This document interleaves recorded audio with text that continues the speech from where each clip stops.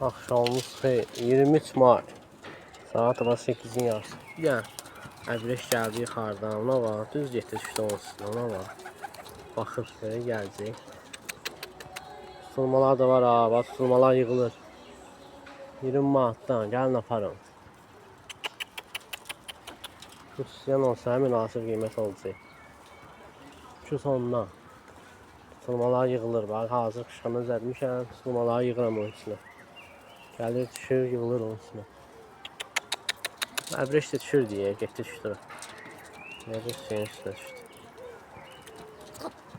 23 may saat 8-in yarısı. Ünvan zona 9 mərtəbənin əyti. Hamıya aqromlu salamlar. Yaxşı quşbaz qardaşlar, aqromlu salamlar. Gezən quşlar gəlir, düşür. Olur burada. Üzüylü oldu, zəng vurulur yesinə. Belə oldu, zəng vurulur, çəkilir, paylaşılır internetle.